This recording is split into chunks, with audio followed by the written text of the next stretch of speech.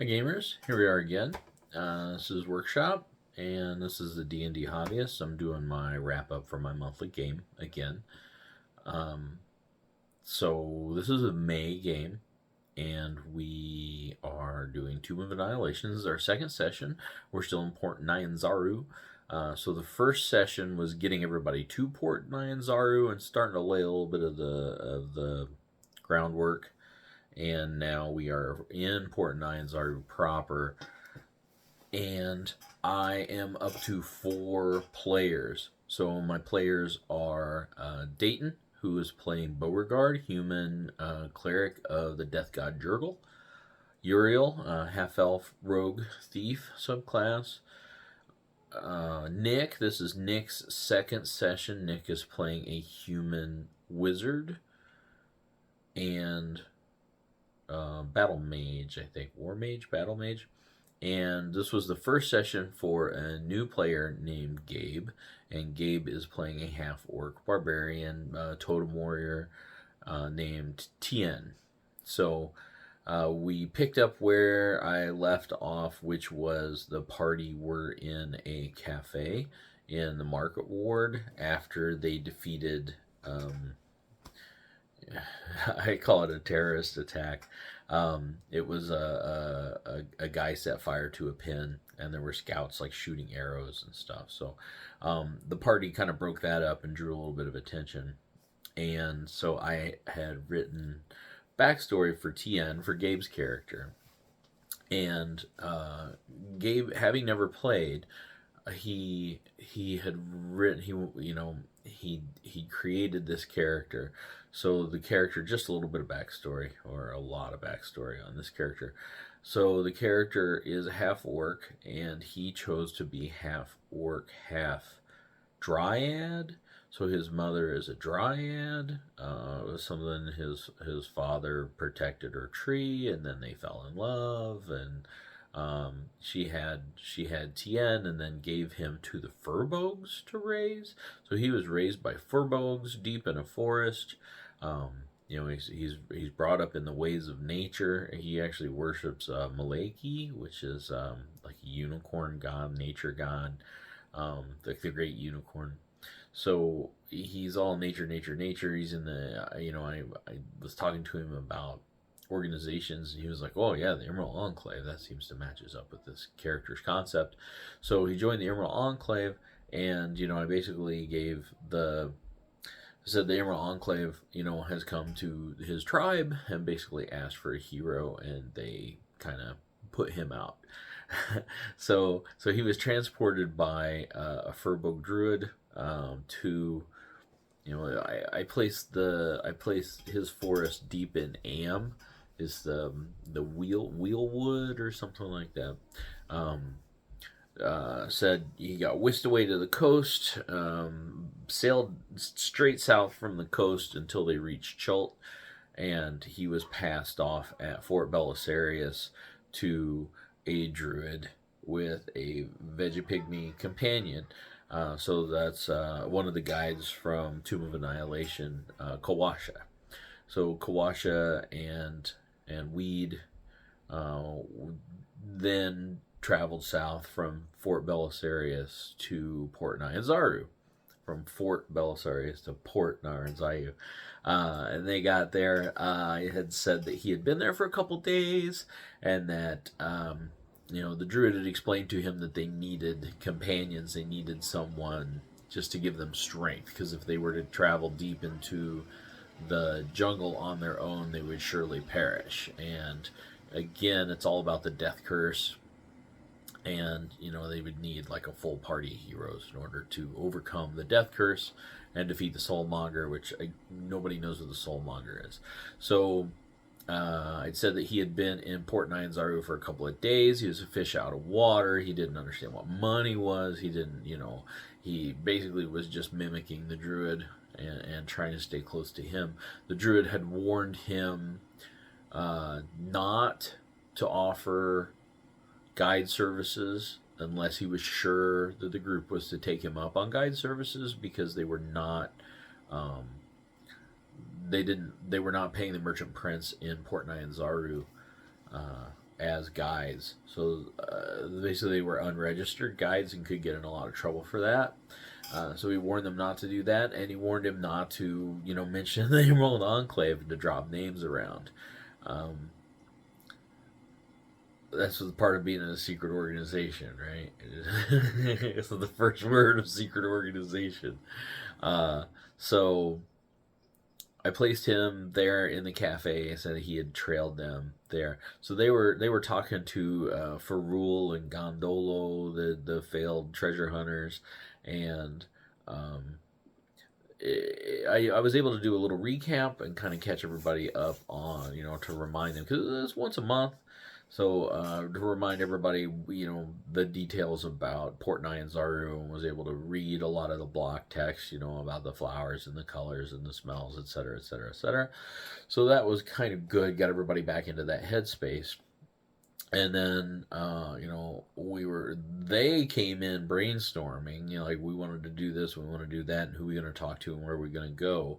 And then once that had died down a little bit, I sort of nudged Gabe into introducing himself, and he was very confrontational about it. It was kind of an interesting debut. He basically approached the party and was like, "What do you know about the jungle? What are you doing here?" Like, he was very confrontational. It was kind of weird. It kind of came out of nowhere. Like a lot of new players, he was very fixated on his character's appearance. Everything about the appearance, the appearance, the appearance. It was just kind of funny. Because they're like, what do we think about this guy? And he was like, you think he's very thin, very lean for half orc. And they were like, well, yeah, but do we trust him? Like, what do we, it was just kind of funny. Basically, they took him in. What wound up happening was he was offering his friends, the other Emerald Enclave, the Druids, guide services, because they asked him about, was he a good guide? And he's like, no, I'm not from here. And it's kind of funny because he was actually from closer to Cholt than the rest of the party that just got teleported there. So it was sort of funny. He joined up with the group. They started off to the old city to find Kawasha, and I did a little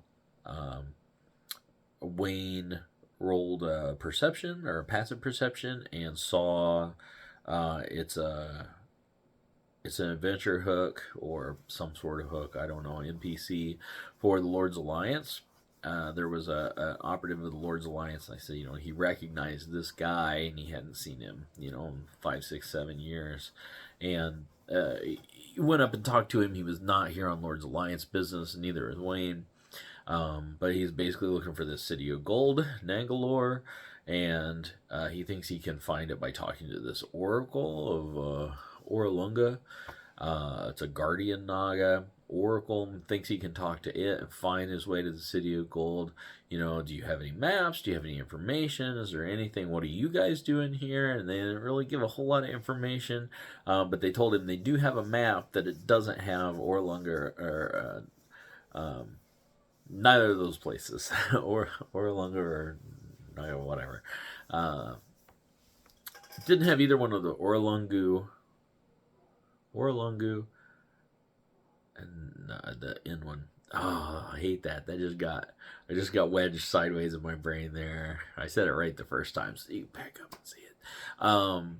So they exchanged a little bit of information. He promised that he would let him copy his map in case there's anything useful in there for him.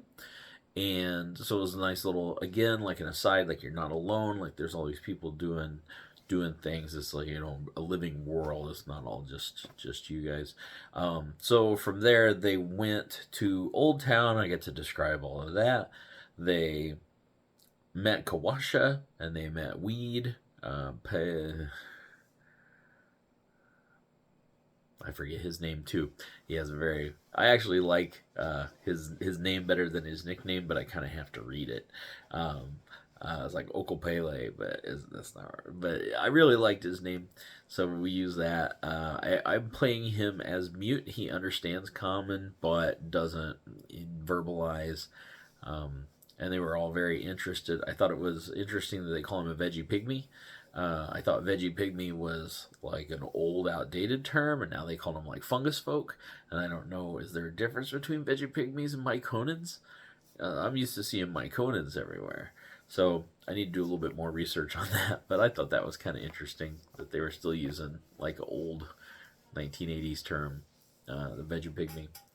So whenever they caught up to Kawash and Weed, I placed Eku there. So Eku is the polymorphed Coatl guide, who's very knowledgeable and knows a lot of the jungle and a lot of the people in the jungle. So they know the Arakakra that live in the Cliff Monastery, and they know the Guardian Naga of Orlongu, and they know like how to get to Nangalore. There it is. They know how to get to Nangalore, and they also know Mumbala and Omu, Heart of Omu, but they weren't forthcoming with it. So, she basically greeted them. She explained how she was a super awesome guide. Kawasha's, deferring to, Kawasha was, I played it that Kawasha was excited to have located Eku, and Eku had agreed to help Kawasha and Tien, and then now the party was there, and now they have, so at this point they have 4 guys, right?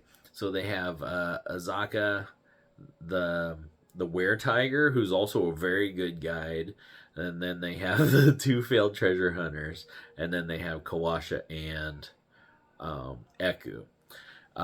So they talk to Eku for a little bit, and they realize like Eku is a resource. Like Eku has a lot more going on than it seems like, and I think Wayne and her immediately bonded because they're wearing like the same color, like light blue, like flowy robes. Because Wayne in the first session was like, "Oh, I'm gonna dress like the locals," So like the vision that we had was like he was like in Hawaii wearing a brand new Hawaiian shirt. Like he came and bought like tourist clothes and was walking around with all of that. But now he kind of actually does match the locals. Like they're very similar, and I was pointing out the rainbow feathers hanging in her hair, and she was talking about ruffling feathers, and like at one point, like they were talking, she was talking, and I was like sticking her tongue out, which I thought like a coatl, like serpenty sort of thing to do.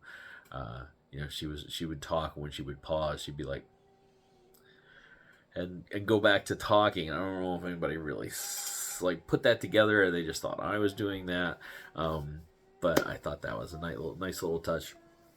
So they talk to them, and then Nick is like, why don't we go check out the giant garbage hole? Let's go check out the giant garbage hole that I've heard so much about. Which is a thing, this giant garbage hole in the old town. I call it Ye Old Refuse Pit. So they go that way. They get a beggar prince approaches them and tells them that children have gone missing. They've sent in 2 crews of people to address the issue, and they have not come back. So they searched the area. They inspected everything. I said that they had found like basically a garbage business, and they were going through the ledger of the garbage business, and they saw 11 days ago where all of this old wizard's crap had been thrown in there. Like they'd been paid to throw the crap in there. So that was pretty much the information gathering. They go up to the pit, the thing saying, "Candy, candy, come get candy, come inside." And then they went down some stairs in the side of the pit, and they could see the Odiugs like groundhogging around under the refuse. They could see these very large things moving around, it'll look like Bugs Bunny, where you have like the things like underneath of the ground, like moving around. Like you can't really see what it is, but you can tell there's something underneath there, like very trimmer style moving around. And just talking in their head and everything. And they firebolted it and got everything started. We didn't even lay out minis, and we just kind of jumped into it. So I had him fight two Odiugs. The Odiugs are CR5. So I made like one 120 hit points and one like 105 hit points or something like that. So, first round, first attack, I let the wizard have his firebolt. He missed. Rolled horrible, and then we started initiative, and I won both initiatives. So I had the non-enhanced Odiug attack, and it attacked the wizard, and it was like, no, it attacked the cleric, and it was a 19, a 19, and a 20. So we like wrapped him up, and ate him. And it was like 75% of the guy's hit points. Like, I wasn't doing everything I could do. You know, he got diseased. I didn't do any damage from the disease. I just said, like, you're diseased and you'll have problems later. So I was like, whoa, this is not going to work. I'm using two Odiugs on these guys. I'm going to tear them up. So we went 4, 5, 6 rounds, maybe even 7 rounds before they were able to defeat both of the Odiugs. They cut them open. They found the trinkets, everything, and kind of were able to put together what happened. They took the ring back. They got a reward. They got an elemental gem.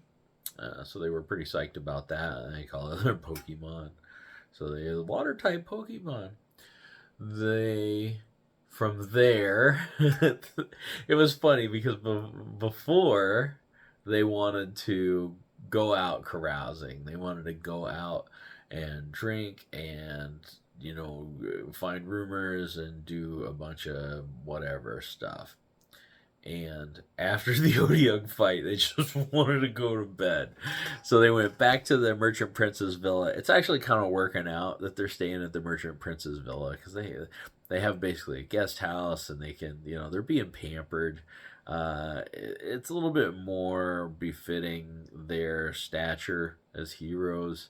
You know, this prince has agreed to help. You know, the wizard obviously is a woman of means, or at least that's the way that I played it. Syndra Sylvanus, so whatever, the Harper contact.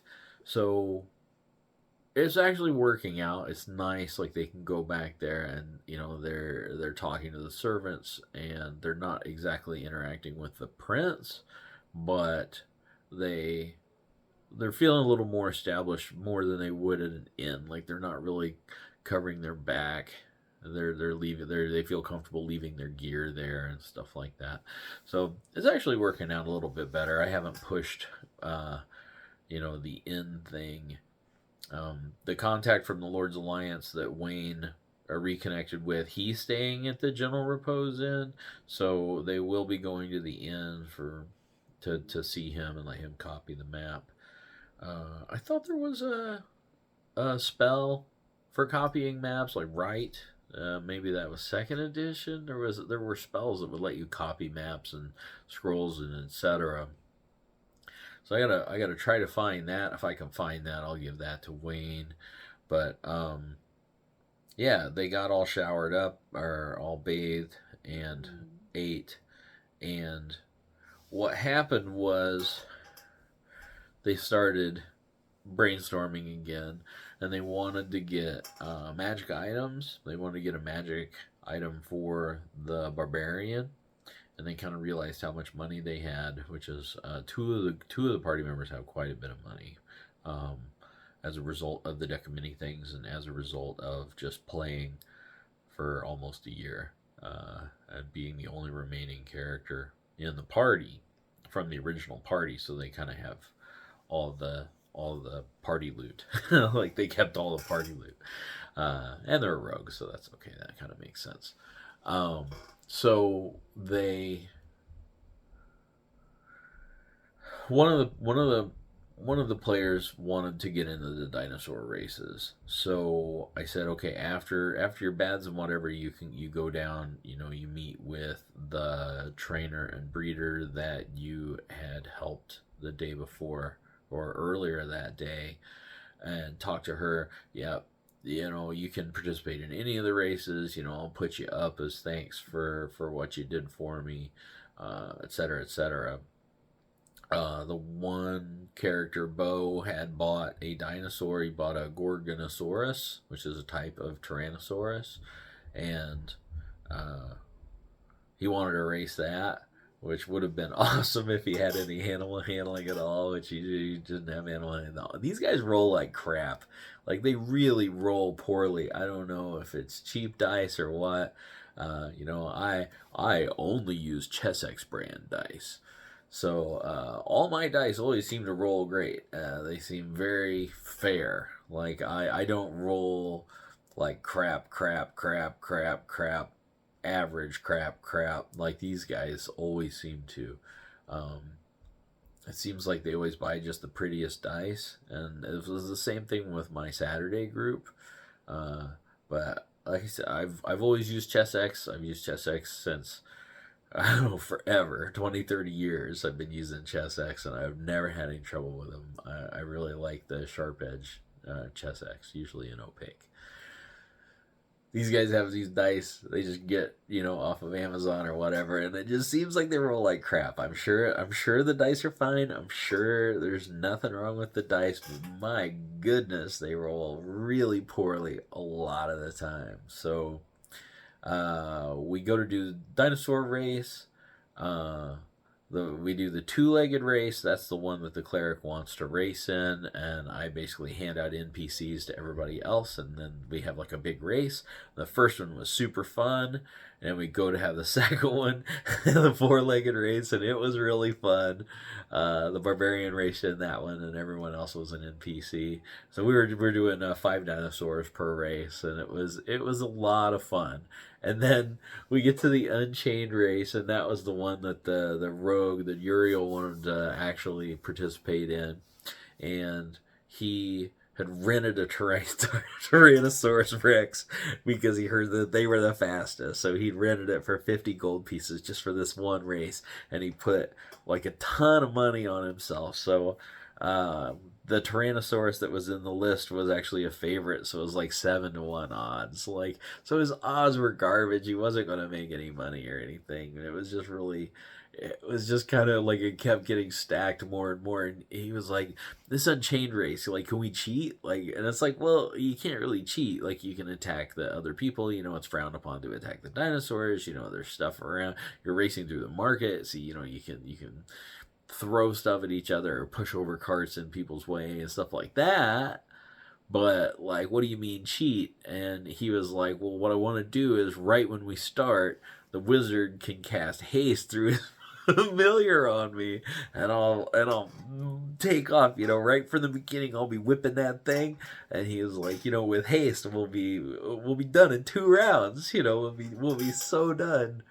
And I was like, yeah, I read through again, and I didn't see anything in there about spellcasting being forgiven. Oh, excuse me, being forbidden, anything like that. I didn't see any problem with it. So I said, you don't really, you ask, and people are like, hey, he's Unchained, man. Whatever you want to do, you think you can win. So give everybody NPCs again. We got ready to do the Unchained. Go, and he whipped it and got like a 20, and he got the haste, so he went like 200. Like, his score was 200 in the first round. And I was like, the crowd is just shocked. The crowd is shocked. They have no idea what happened. We're all laughing and everything. Most of the people, like, we had a bunch of bad rolls. Like, most people were still at the start line. A couple people got thrown off first thing. And this guy's 2/3 done. And we go into the next. He failed his Constitution save, which halved the speed of the dinosaur, but then he whipped it and was done. Like, he's done. He's done in 2 rounds. So he won, and it's like, everybody's like, yay, that dinosaur was already the favorite, and then he cheated in a very not entertaining way. I mean, this town entertains itself with gladiatorial pits and, like, Coliseum games, so they weren't really into the fast dinosaur. So that was the end of that, and everybody was still kind of brainstorming. I want to look for this. I want to look for that. I'm going to ask around about this. I had said Uriel the character, the player Connor, he had spoken to the cleric that was an NPC that was with the party at the very beginning. Like, so since the very first session, I had my NPC cleric Greg with helping the party, was with the Rockseeker brothers, and then he traveled with to Flan, and he teleported here with them. He's kind of just been in the background the whole time. And he's like, I want to ask Greg about the Terrafolk. This was the last session. He wanted to ask Greg about the Terrafolk, and Greg was not forthcoming about it. He's like, Terrafolk bad. And he was like, well, yeah, I know they're bad, but he's like, yeah, no good. And he was like, fuck this guy. And I was like, I felt bad. Bad DM feels bad. So through Discord, I sent him a message, saying that the next day Greg had come up to him and handed him a book, and like basically never met eye contact. And once he took the book, like, Greg walked away. And the book contained like the wiki entry on Terrafolk, so he knew basically everything there was to know about Terrafolk. Because I didn't want the NPCs to be jerks, but I didn't want the NPC, I don't know. I want them to be a resource, but I don't want them to just tell the party everything. But then I guess I did tell the party everything, at least for this one thing. It was just, Connor's reaction was so strong, and just so disgusted with information gathering from Greg, that I wanted to kind of bend that bridge so that he wouldn't avoid Greg in the future, kind of thing. So Greg's backstory is that he's a life cleric. He's a medicine man from Cholt, so he matches everything of this. So he was able to do research. I was able to communicate with people in Port Nyanzaru and find this information easily for Greg.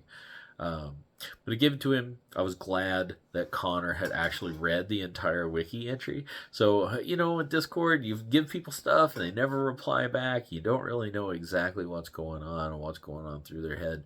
But Connor had read the entry and knew all of this stuff about it, and it was really, he kind of came in clinch at the end and was like, he's like, according to the sources that I've talked to, these Terrafolk sometimes can be led by spirit nagas. What do you know about spirit nagas? He's really keyed in on getting some vital information. Nagas are one of the scaly folk. They lead a lot of the evil sort of bands around, whether it be Terrafolk, which are scaly folk like lizard folk, or whether it's Yanti, these Nagas, and there's three kinds of Nagas, and it was like he wanted to do some research on that. And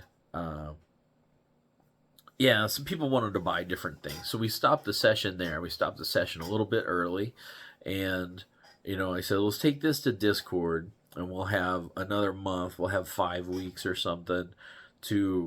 You guys can do research, you can buy gear, you can network and talk to people and collect rumors and do anything that you want to do. Let's do all of that on Discord, so then whenever we come back for the next session, we are setting out. Because at this point, they had decided to wait a week in Port Nyanzaru before they go out. I said, so whenever we come back, we'll be going out into the jungles. We'll be ready to hit the forest. But until then, I want to address everything, and I want to address it, adequately. So we can do it through Discord, and then I'll have time to do research and give you, those sources and resources and copy paste and pictures and what have you. So that's kind of the plan. That's what we're doing until next time. and we're coming back. Like I said, it'll be like 5 weeks. It's at the end of June, and until then, enjoy your summer. Thanks for watching. This is your buddy Work, and game on.